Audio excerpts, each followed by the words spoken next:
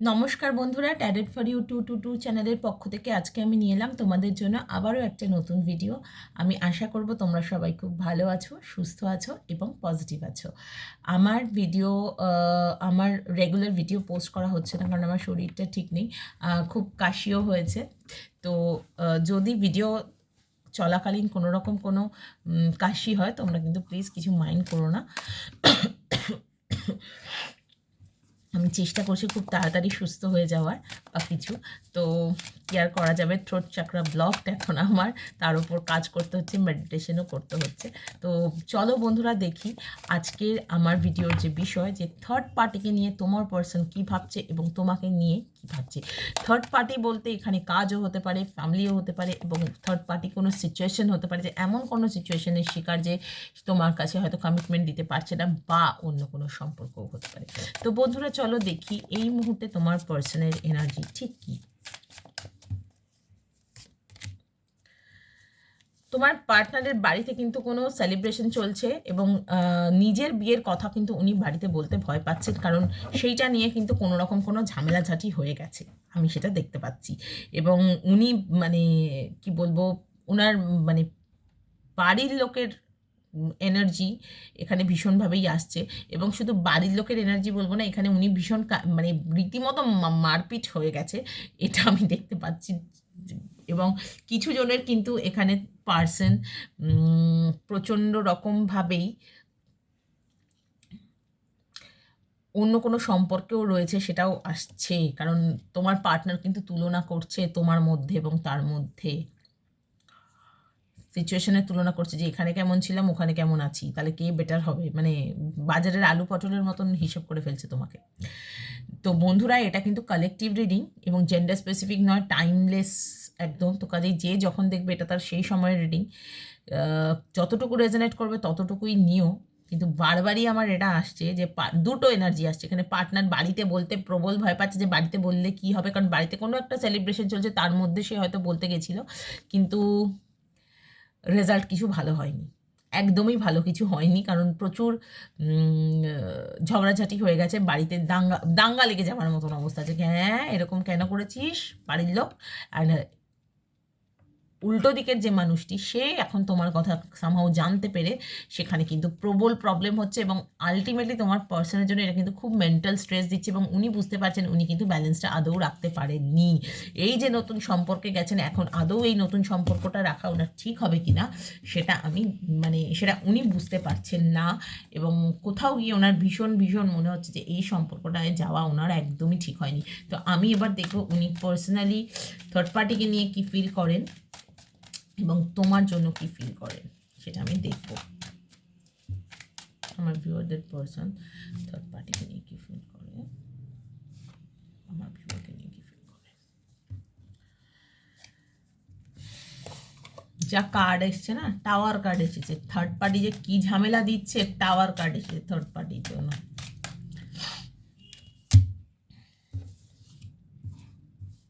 মানে উনি এটা ভাবতেই পারেনি, beyond illusion and the burden.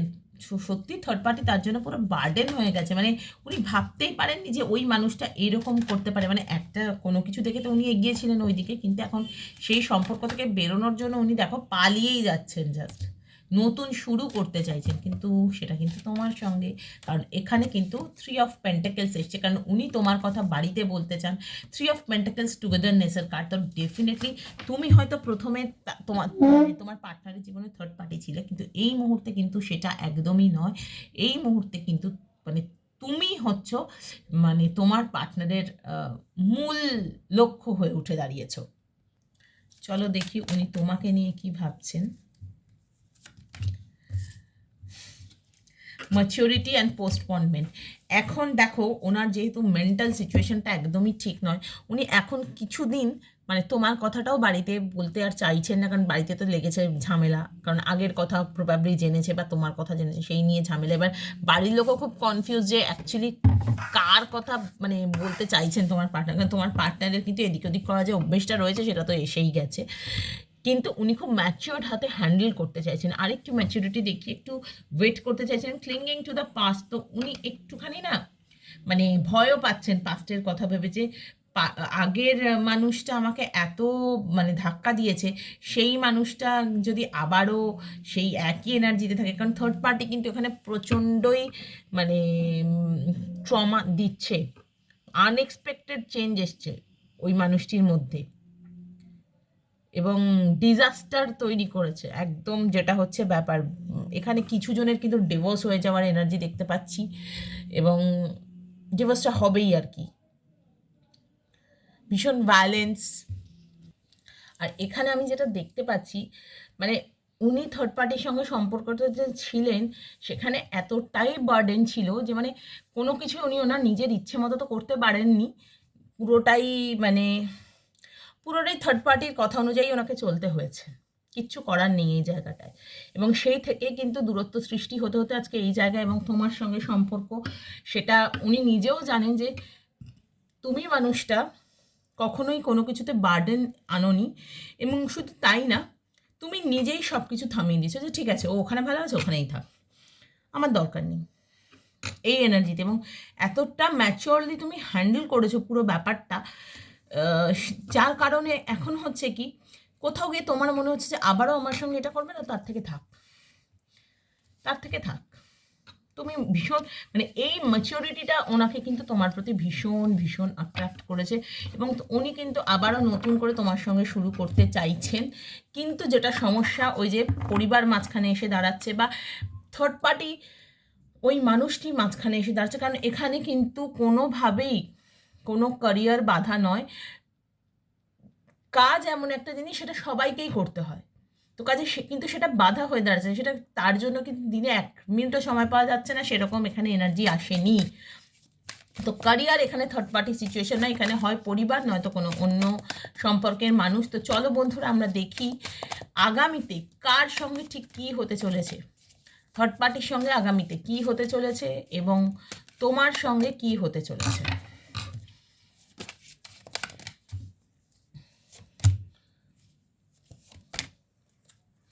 Third পার্টির সঙ্গে কমিটমেন্টের জায়গাটা কিন্তু আলটিমেটলি শেষ হতে চলেছে এবং তোমার সঙ্গে সম্পর্কটা কিন্তু আরও মজবুত হতে চলেছে, আমি সেটাই দেখতে পাচ্ছি। কারণ উনি মানে তোমার সঙ্গে আলটিমেট দেখা সান কার্ড এলো তোমার জন্য, ওনার নিজের মধ্যে একটা ট্রান্সফরমেশন আসতে চলেছে এবং উনি কিন্তু এমন কোনো সম্পর্কে জড়াতে চলেছেন যেটা ওনার মানে সেই আলটিমেট লাভ যাকে বলে, ওনার মনের সেই ডিজায়ার যে যেটা উনি মানে ভীষণ ভীষণভাবে সব মানুষই চায় যে এমন একটা ভালোবাসা যেটা মানে যেটার কথা ভাবছে মনে যে হ্যাঁ এটাই আমার যেন স্বপ্ন পূরণ, সেই এনার্জি। কিন্তু থার্ড পার্টির সঙ্গে কিন্তু সম্পর্কটা সেই জায়গায় আর থাকবে না, কারণ থার্ড পার্টি নিজেও বেরোবে, কিন্তু তার আগে না তোমার পার্সনের মানে টাকা পয়সা নিয়ে টানাটানি করবে, সেটা আমি দেখতে পাচ্ছি। সেটা পরিবারই হোক বা এখানে পরিবারের এনার্জিটা আবারও এসছে, তো পরিবার কিন্তু ছাড়বে না, যে ওনাদের এগেনস্টে গিয়ে কোনো কিছু করলে কিন্তু ছাড়বে না পরিবারের সঙ্গে কিন্তু রীতিমতো লড়াইটা করতে হবে, সেটা আমি দেখতে পাচ্ছি। আর যদি কোনো পার্সন এখানে হয় যে ওই মানুষটি, সেই মানুষটিও কিন্তু যে আমাকে আমার সঙ্গে এতদিন থেকেছে তাহলে আমাকে টাকা দাও, বা ডিভোর্স হলে সে টাকা দাবি করবে। এবং কিছু জন যারা ধরো মানে তোমাদের ছেড়ে গিয়ে বিয়ে করে নিয়েছে বা কিছু, তাদের এনার্জি আমি যেটা দেখছি মানে তোমাদের পার্সন যদি বিয়ে করে নিয়ে থাকে তার কিন্তু কোথাও কি একটু রিগ্রেট হবে, সে কিন্তু সেই পালাই পালাই করেও সম্পর্ক থেকে হয়তো বেরোতে পারবে না, কিন্তু রিগ্রেট কিন্তু হবে যে আমার এত ভালো স্বপ্ন মানে পূরণ হওয়ার জায়গা ছিল কিন্তু সেটা আমি করিনি, সেটা আমার ভুল, এখন আমাকে ভুগতে হবে, আমার কোনো উপায় নেই, এই এনার্জিটা কিন্তু রয়েছে। কিন্তু তোমার সঙ্গে কিন্তু যত দিন যাবে ততই যেন সম্পর্কটা আরও সুন্দর হবে, আরও মসৃণ হবে তোমাদের ভালোবাসার পথ, এবং আরও আরও অনেক অনেক বেশি তোমার প্রতি উনি অ্যাট্রাক্টেড হবেন। সান হচ্ছে মানে ট্যারোটের সব থেকে পজিটিভ কার্ড, তো সূর্যের মতোই উজ্জ্বল হয়ে তুমি তার জীবনে থাকবে, মানে তো তার জীবনে আলো দেওয়ার জন্য যেন শুধু তুমি এবং তুমি। তো বন্ধুরা এটা যেহেতু কালেকটিভ রিডিং, কতটা রেজনেট করলো আমাকে কিন্তু অবশ্যই জানিও, কারণ সম্পূর্ণটা হয়তো সবার সঙ্গে রেজনেট নাও করতে পারে, যেহেতু মানে জেনারেল রিডিং আর এখানে অনেকের এনার্জি ধরতে হবে, কারণ পার্সোনাল রিডিং পেড এবং পার্সোনাল রিডিংয়েই মোটামুটি অ্যাকিউরেট রিডিং আসে। কারণ কার্ড কিন্তু সবসময় পসিবিলিটির কথা বলে, আর ট্যারো কিন্তু একটা গাইডেন্স টুল। তো কাজেই এটার ওপর বেস করে ডিসিশন না নিয়ে নিজের পরিস্থিতি বিচার করে, এবং অবশ্যই তোমার বাড়ির বড়দের বা তোমার যারা শুভান্নুধ্যায়ী আছেন তাদের কথা শুনে যে কোনো ডিসিশন নেবে। আর কোনো ডিসিশন কখনো রাগের মাথায় বা হুট করে নেওয়া এগুলো কখনো করবে না। একটা কোনো কাজ করতে গেলে তার জন্য একবার নয়, অন্তত 10 থেকে 12 বার ভাববে, 100 বার ভাববে, 1000 বার ভাববে যে সেটা তোমার জন্য আদৌ মানে অ্যাপ্লিকেবল তো। কারণ সেলফ লাভের এগেনস্টে গিয়ে কোনো কাজই করলে ইউনিভার্স কিন্তু সেটা সাপোর্ট করবে না, এটা জেনেই রাখো। তো বন্ধুরা, তোমাদের কেমন লাগলো আজকের রিডিং আমাকে জানিও, এবং অবশ্যই লাইক করে কমেন্ট করে আমাকে বলো। যারা পার্সোনাল রিডিং নিতে চাও তারা 9830761244-এ অবশ্যই আমাকে হোয়াটসঅ্যাপ করো। আর নতুন যে বন্ধুরা দেখছো তারা কিন্তু প্লিজ সাবস্ক্রাইব করতে ভুলো না, এবং প্লিজ একটু শেয়ার করে দিও আমার চ্যানেলটা। আজকের জন্য এখানেই শেষ করলাম, কেমন? টাটা, সবাই ভালো থেকো।